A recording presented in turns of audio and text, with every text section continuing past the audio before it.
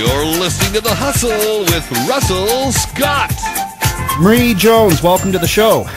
Thank you so much for having me. Marie, you've written 10 books, half of them with Larry Flaxman, including this latest one. This book is from the future. Tell me about the book. Tell me about yourself a bit, just to bring the audience up to speed.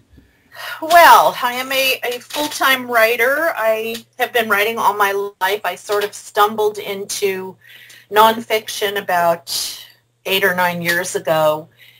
Just wrote a nonfiction book just decided to do it, called Looking for God in All the Wrong Places. It was sort of fun humor, spiritual commentary humor.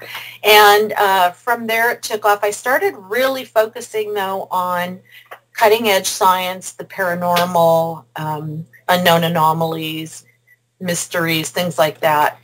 So I had sort of carved my own niche. And I met Larry about 5 years ago. He emailed me about one of my books, and we just really hit it off and decided to become partners. And our first book together was 1111, The Time Phenomenon, which was all about the profound and mysterious nature of numbers. So our latest book, this book is from the future. What actually had happened is our publisher, New Page, approached us and said, you guys want to write a book about time travel? And we were both really fascinated with the subject. So we thought, yeah, we do, but we don't want to just do a straight science book. We're not physicists. We don't want to bore people with deep physics. We want to be able to look at things like the more paranormal aspects of time travel, conspiracies, time itself. So this is the end result. Now, how does one actually write a book with someone else? I've always wondered, like, do you exchange emails back and forth? I don't get it. How does it work? Oh, my God. If you could see, because, we're in 2 different locations, so the amount of phone calls, but really, if anybody could see the number of emails that we exchange, they would be shocked. I mean, thousands. And, what we do is when we pitch the project to the publisher, we have an outline that we will go by. So we kind of know where we're going to go with it. And once we get the okay, it's really, okay, who's going to do what? Larry might start one chapter, I might start another, and then we'll switch. And our voices are so similar. Our writing styles ended up being so similar that it's very seamless writing. You'll never know who wrote what, which is really, really hard because I've worked with other writers before where it's been very difficult. I actually wrote a book with my dad. He's a geophysicist.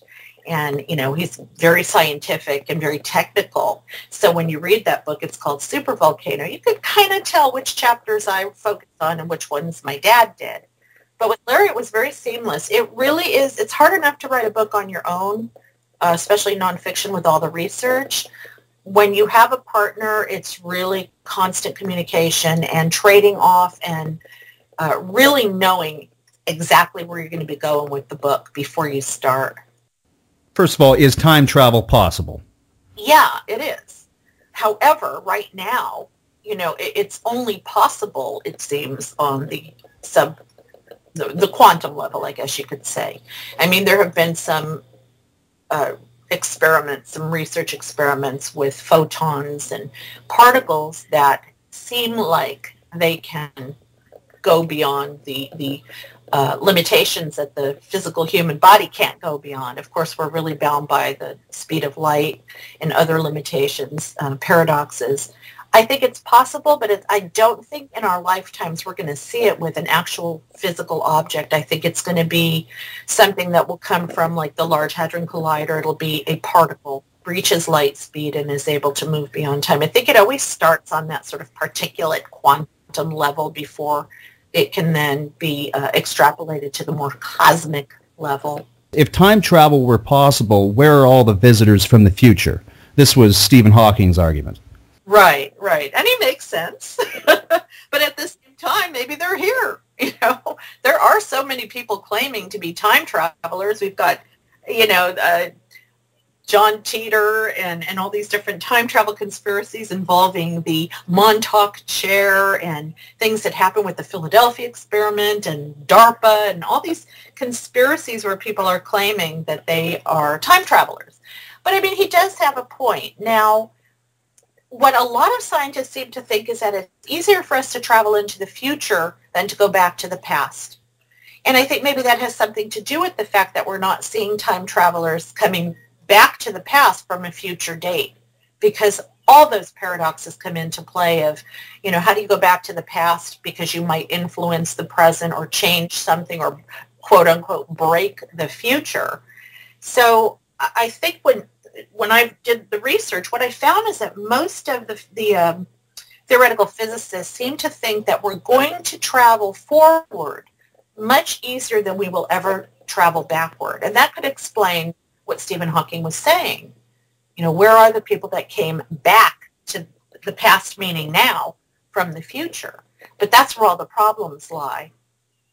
So, but, there are people that claim they are. I don't necessarily believe them, but you never know. That would be something. If you can go back in time and shoot Hitler's mother, for example, what would happen? Would there be two different timelines now? Exactly. That's one of the theories, is that one of the ways to get around that paradox, it's called the grandfather paradox. How can you go back in time and shoot your grandfather? Because then you would never be born. And so you would not be in the timeline in which you went back in time to shoot your grandfather. Mm-hmm. It all gets really twisted and philosophical, but one of the theories that overcomes these paradoxes, and there's a few of them, they go by different names, but they all basically say the same thing. Can you go back to the past and change something without totally destroying that particular timeline? Yeah. So then you have the multiverse theory, or the idea of parallel universes, where you could go back and you could alter the timeline that you're going back in, but immediately doing that there would spring forth from that another timeline, another universe that would, where you would exist, where your grandfather wouldn't die, where, everything would be completely different. It's like, well, how many of those can you have? The multiverse theory states there can be infinite numbers of different universes that arise out of each choice that's made. So say you go to the mailbox today and you get a bill. That's universe A. But say you go to the mailbox and you get a check. That's universe B. That springs forth from universe A. Say you don't go to the mailbox at all. That's universe C. And it's very mind-boggling, but it does theoretically eliminate the idea that you cannot alter one timeline without not existing. But, that's the problem. It's not fact. It's not physical. It's theoretical. And nobody's proven the multiverse. We still don't know for sure that there are parallel universes. We're hoping to get some proof. These experiments that are going on out at the LHC, but nobody has proof of that yet. So what it is, it's a real convenient excuse for saying, yeah, one day we might be able to time travel. Marie, what is time? Time is basically something that we humans invented in order to put... Whoa. So you're saying that only humans experience time? Well, our brains are built, they're constructed to perceive linear time. Now, in the quantum world, there's no such thing. Past, present, and future exist all at the same time. What? Yeah, very interesting, huh? But in order for us to make sense or exist or function, we really were built functionally because our brains perceive the order of events. And time really is the way of putting events in some kind of order so they make sense to us. We have clocks and watches and, we go by this construct of time. But beyond that, again, in the quantum level, that doesn't exist. Everything exists at once. It's in a state of probability, superposition. There is no past, present, and future. However, we can't seem to break out of the construct of the human brain unless we have some type of experience, an altered state of consciousness. People say, like, during meditation, time slows down. Larry has said that, in law enforcement, when they're in a very dangerous situation, time can slow to a crawl. It might be some kind of reactive mechanism in the body. There are people that say that during a wonderful time feels like it speeds up. So we do have ways of perceiving time differently. And it just shows you how powerful the brain is, that it can do that. But again, beyond the human body, that's not the reality.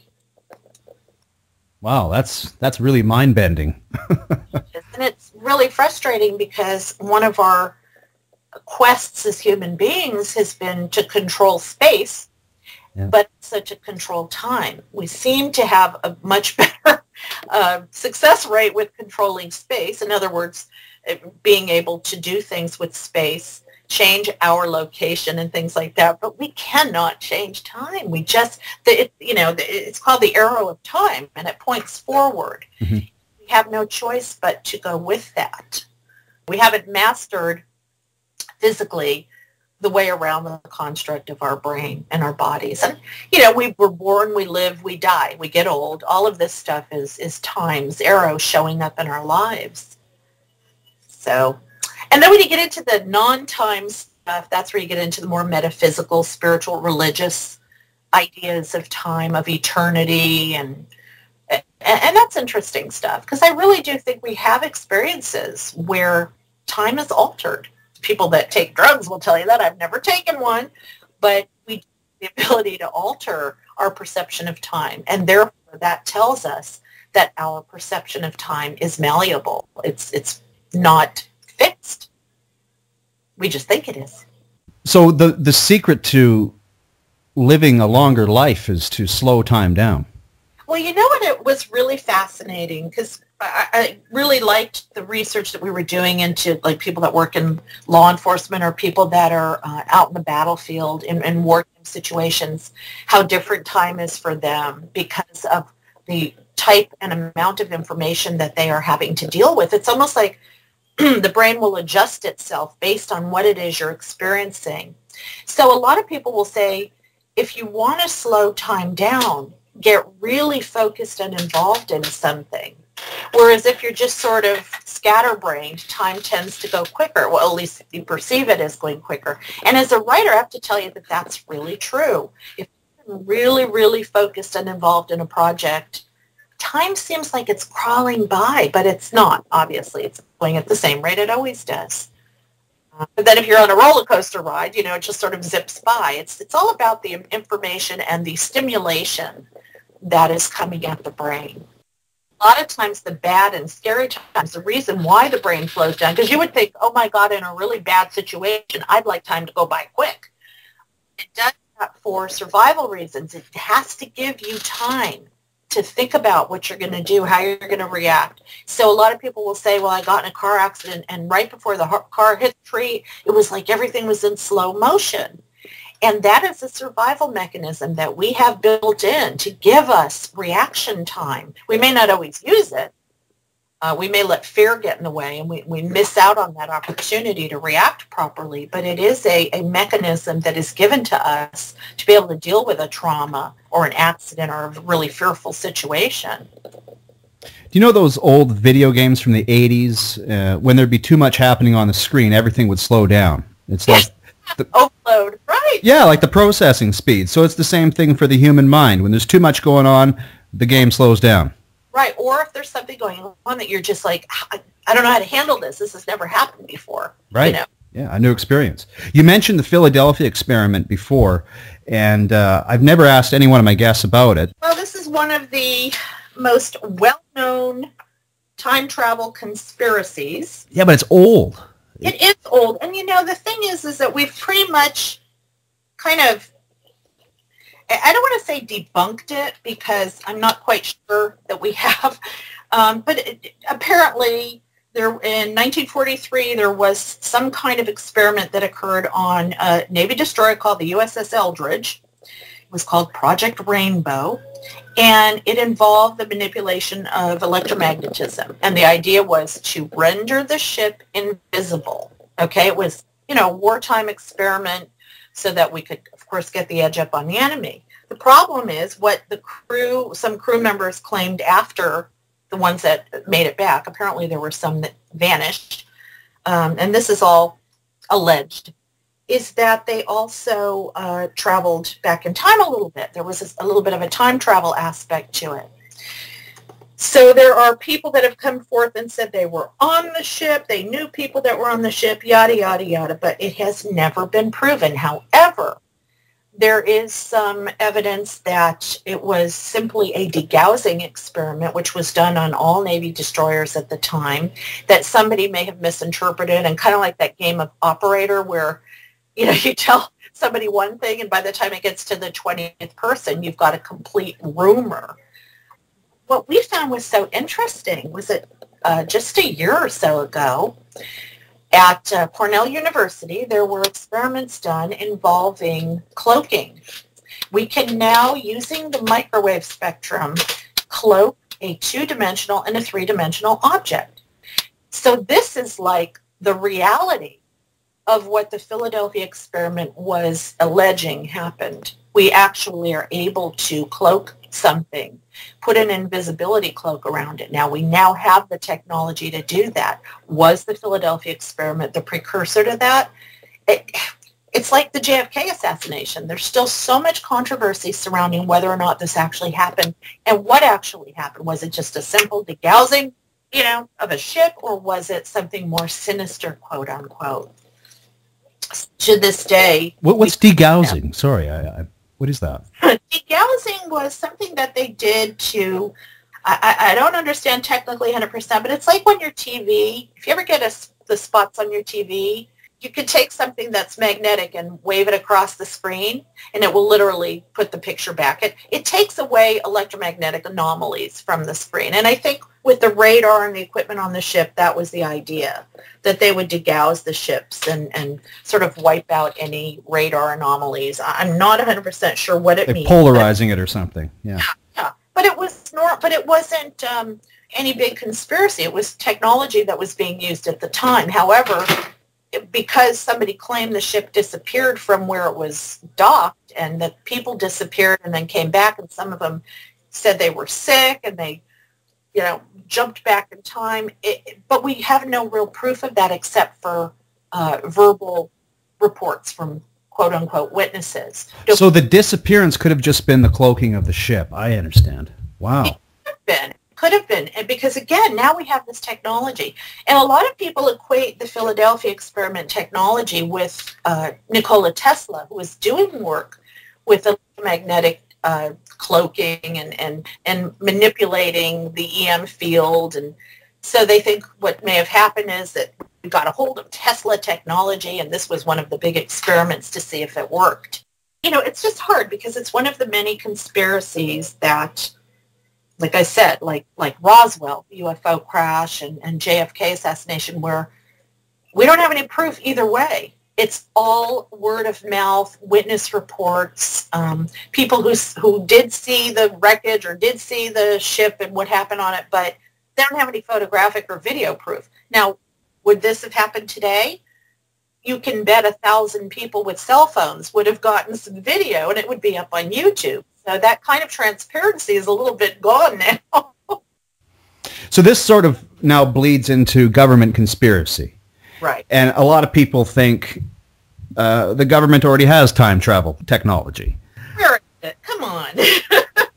Now, I've seen Star Trek 4, and they did a slingshot thing around the sun to time warp them back into 1980s San Francisco. How do you think, whether it's the government or anyone else, how do you think this time travel thing would work?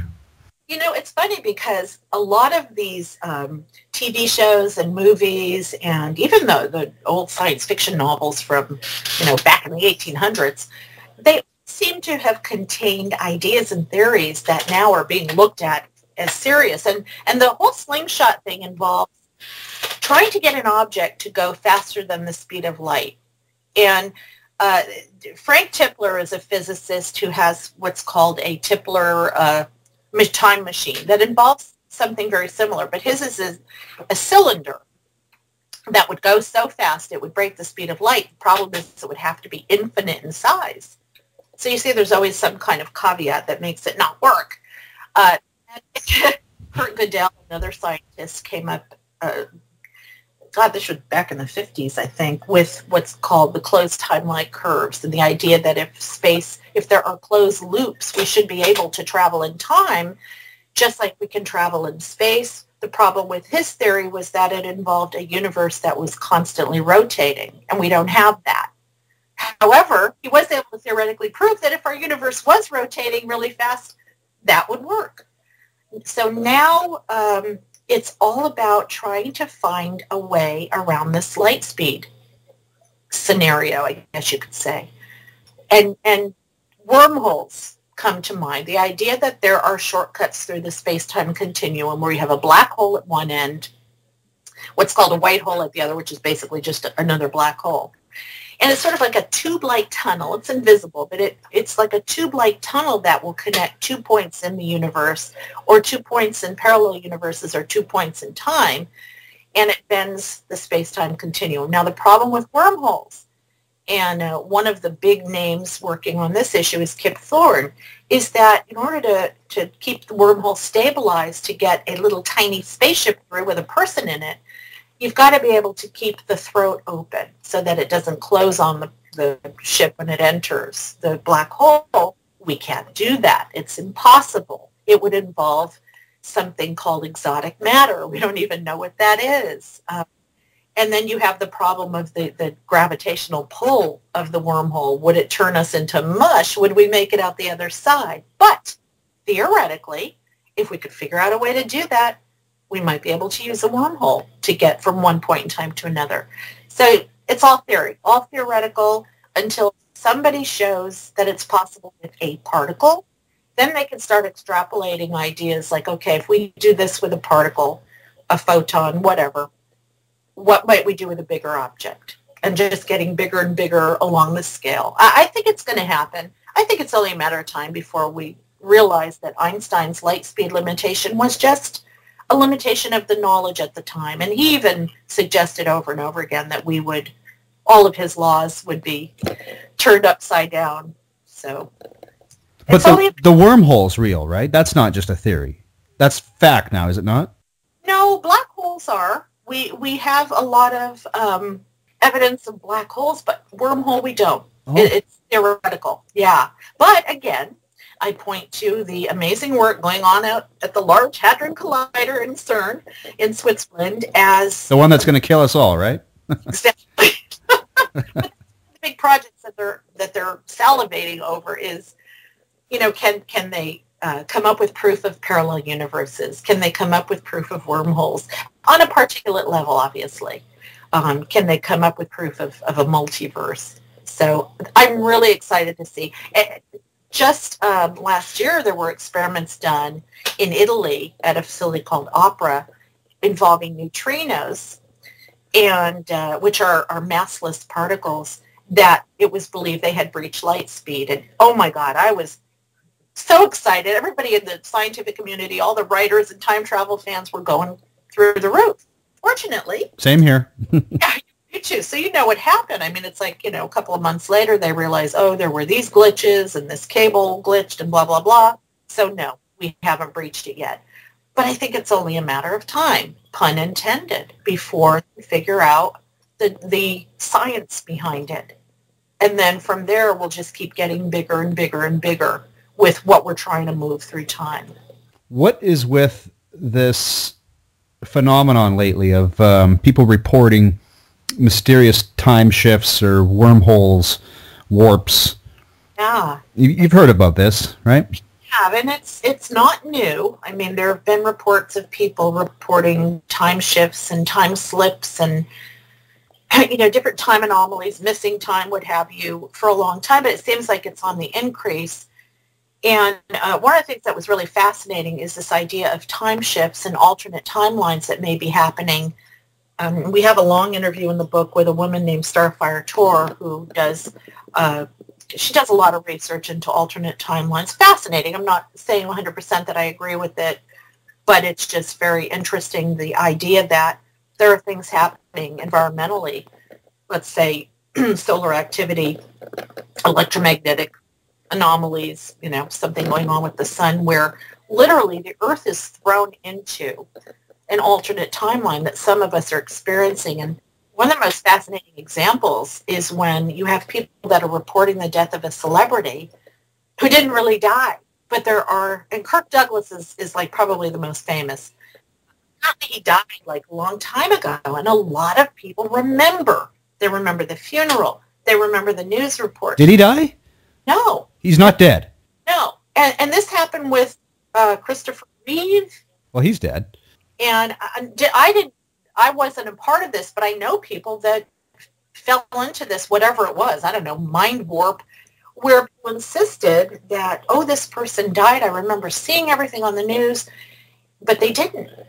And so, what happened there? Was it just one big collective mind trip, or did a whole bunch of people experience a different timeline and yet some of us didn't? So it's really fascinating, all theoretical. I like to say it's the more paranormal aspects of time travel that there are people that may be experiencing. I think when you have deja vu or a precognitive dream, or like I said, if you meditate and you sort of feel that altered state of consciousness where time shifts, it just feels different. I mean, to me, those are forms of mental time travel. Maybe we're doing it collectively as much as we're doing it individually. Are you sure Kirk Douglas isn't dead? I could have sworn he was dead. Yeah. He died recently, but this wave of people believing that he died was like 10 years ago. Oh, okay. Because you have to Google to see it, because, I know he's old. He had a stroke, I think, right? Yeah, he did. He did have a stroke. He was one of the examples that came up, and it's just, a lot of people refer to the 9/11 terrorist attacks, that there were so many weird anomalies that occurred that it almost seemed like we were thrown into an alternate timeline afterwards. It's really fascinating. It's the kind of stuff that we could have filled a whole book with. We just sort of touched upon it, so people can look into time shifts. Time slips are a little bit of a different thing. We actually have people all over the world reporting walking into a fog and ending up, 500 miles away, 10 hours later, whatever, what have you. Jenny Randalls is my favorite time slip researcher, and she's got a couple of books out that cover things that have happened all over the world where people have been driving along a road and they drive into a weird fog, almost like a storm-like fog, and they end up in a different time and place. So what's going on here? Are these places on the earth where, there's some kind of EM activity going on that allows everything to sort of warp? And if you happen to be in the wrong place at the wrong time, you end up somewhere else. So that was really fascinating too. I've got your book in my hand here. It's very readable. You've kind of said it's sort of for anyone, right? It's not for the scientist. Larry and I, our goal is to take complex things and present them in a way that everybody can enjoy them. And if you want to go learn more, you hone in on the bibliography or whatever subject matter you want to learn about. But you're talking about everybody that's relevant. I mean, Kip Thorne, everyone's in here, Wheeler. So it's quite comprehensive, too. Yeah, this is really hot right now. There's a big movie coming out called Looper. Time travel is still hot, and it's going to stay hot until somebody figures it out. Can we give a book away? Oh, absolutely. I would love to. We'll give a free book away to one of the audience members. We'll do a draw, and someone will get a copy of This Book is from the Future. Marie, where should people pick this book up if they're not going to get it for free? It's available everywhere online, Amazon, Barnes & Noble, Books A Million, as well as the regular bookstores, brick-and-mortar bookstores. And where should people visit to learn more about you and Larry Flaxman?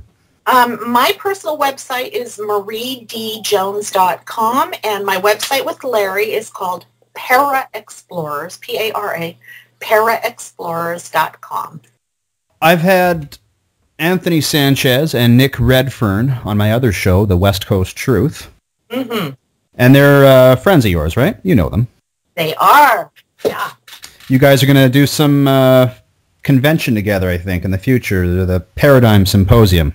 Yeah, this is going to be huge. It's October, I think it's 18th through the 21st in Minneapolis, Minnesota.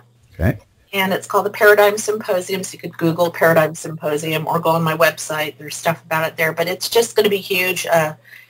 Anybody who grew up reading Eric von Daniken's books will get a big kick out of the fact that he's going to be there. One of his few U.S. appearances. George Norrie, Giorgio Tsoukalos, Phil Coppens. Oh, my God. There's like a ton of people. I'm the only female speaker out of like 20 speakers. It's going to be really strange, but the focus of the conference is ancient aliens, but we also are going to be talking about a lot of paradigm shifting things. So it'll be a really unusual and unique conference. What's the price of tickets for that event? There's different levels that you can get, and I think if you Google Paradigm Symposium, I'm not sure of the exact URL, but excuse me, they have a website up, and there's like different packages that people can get depending on if they want to come to the VIP dinner or, you know, dinner with the speakers. So there's different levels. Okay. Yeah. So the audience has a bunch of stuff to do. First of all, you have to enter into the free book giveaway or go to Amazon and buy Marie's book. This book is from the future. Google the Paradigm Symposium, buy a plane ticket to Minneapolis, and visit mariedjones.com. Marie, thank you so much for being on the show. Thank you. It's a pleasure. All right, and thank you for being on The Hustle.